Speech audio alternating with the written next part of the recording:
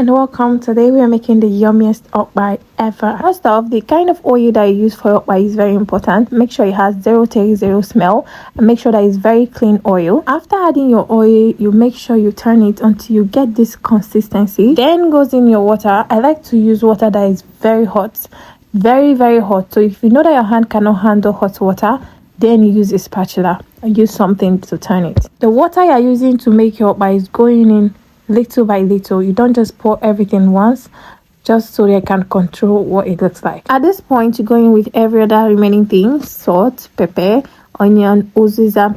You see how I blended my uziza and sieved it out, so it doesn't have those tiny little seeds. I used to say that the onion part was optional, but I'm gonna tell you the truth, it is not.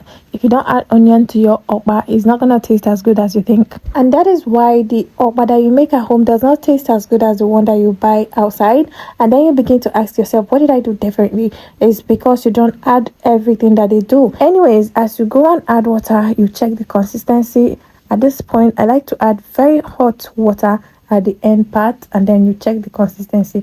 If it runs through like this, you know that it's done. If you add too little water on your okpa, it's gonna spoil, and if you add too much water, it's gonna spoil. So you have to be careful about the amount of water that you add. So while using cups for okpa, do not fill it up to the brim so it doesn't overflow while cooking. Now you add hot water into the pot that is already on fire, but make sure it doesn't go over the cups. Make sure it's just like half of the cup so it doesn't get into the cup. While cooking, do not cover the cups so that everything can cook from down to up.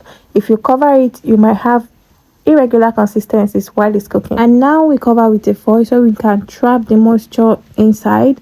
As it's cooking, you are checking the amount of water that is remaining, so you can add hot water at intervals so it doesn't dry up. And because you're cooking with a cup, it can take up to 40 to 50 minutes to get done. Now, key points to note: it's easy to spoil this food because it requires a number of things to keep it in line. But if you use good oil, mix very well, use hot water, not too much water, not too little water, you're gonna have a good, really good okpa they're gonna be proud of. Anyways, thank you guys for watching, and please subscribe to my channel. I love you guys.